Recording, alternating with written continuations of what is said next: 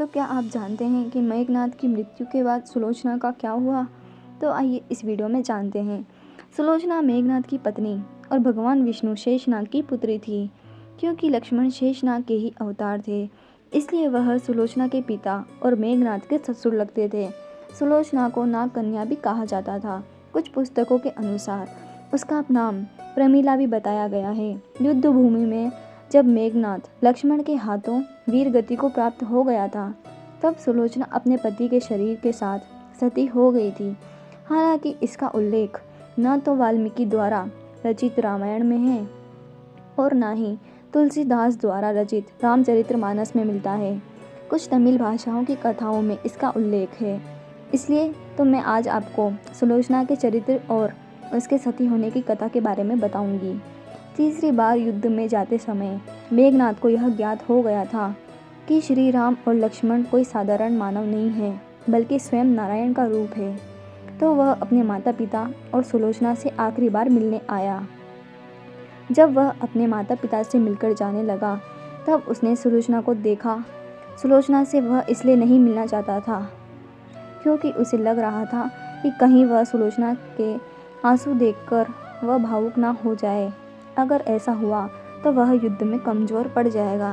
परंतु जब उसने सुलोचना का मुख देखा तो वह अचंभित रह गया। सुलोचना की आंख में एक भी आंसू नहीं थे और वह अपने पति को गर्व से देख रही थी। हालांकि उसे भी पता था कि आज उसका अपने पति से अंतिम मिलन है, लेकिन एक पतिव्रता और कर्तव्यनिष्ठा नारी होने के कारण अपने पति को युद्ध में जाने से पूर्व उनके कर्तव्य में अपना साथ दिया और अपने आँख से एक भी आंसू नहीं गिरने दिया। तब लक्ष्मण युद्ध भूमि में मेघनाद से लड़ने जा रहे थे। तभी प्रभु श्री राम ने लक्ष्मण से कहा, लक्ष्मण, चूँकि सुलोचना एक पतिव्रता नारी है, इसलिए युद्ध भूमि में मेघनाद का मस्तक जमीन पर नहीं गिरना चाहिए। युद्ध भूमि में जब लक्ष्मण ने मेघनाद को परास्त किया और उसके सर को धड़ से अलग कर दिया, तो अपने धनुष के द्वारा मेघनाद के मस्तक को श्री राम के चरणों में रख दिया। भगवान श्री राम सुलोचना और लंका तक यह संदेश पहुंचा देना चाहते थे कि मेघनाद वीर गति को प्राप्त हो चुका है। इसी उद्देश्य की भावना से उन्होंने धनुष बाण की सहायता से मेघनाद के दाएं हाथ को सुलोचना के पास लंका में पहुंचा दिया। जब सुलोचना ने मेघनाद के दाएं हाथ को देखा, तब उसे अपने आंखों पर विश्वास तक नहीं हो रहा था। तब सुलोचना ने युद्ध में घटी सारी घटनाओं को उस भुजा को लिखने को कहा। उसके बाद उस भुजा ने एक कलम के माध्यम से युद्ध में सारी घटी घटनाओं को लिख दिया। उसके बाद सुलोचना अपने पति के दाएं हाथ को लेकर लंकेश के पास पहुंची और उसने सती होने की आज्ञा के लिए मांग की।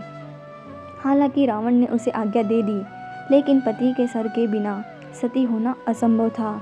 इसलिए उसने रावण से मेघनाद के सर की मांग की, लेकिन रावण के शत्रु के सामने याचना करने से मना कर दिया।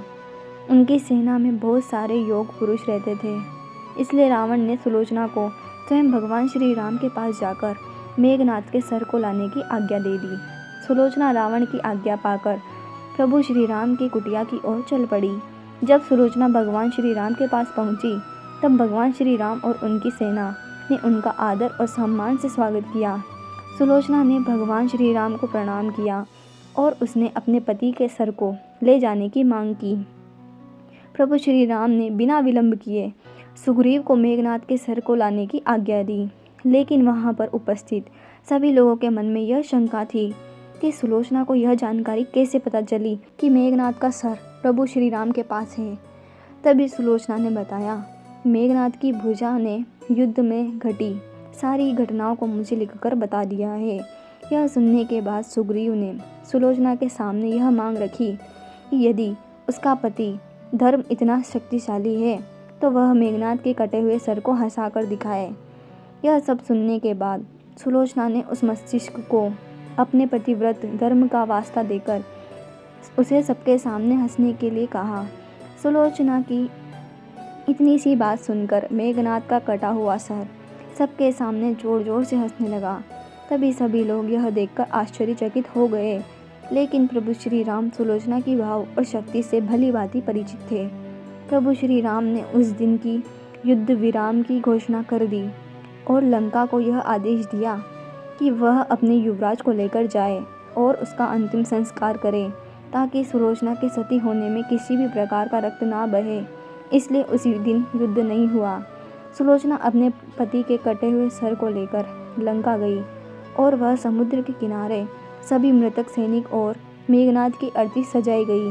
सुलोचना दहकती हुई अग्नि में अपने पति के सर को लेकर बैठ गई और इस तरह सभी के सामने सुलोचना सती हो गई।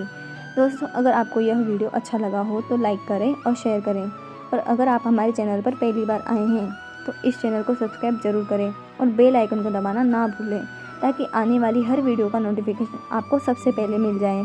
धन्यवाद।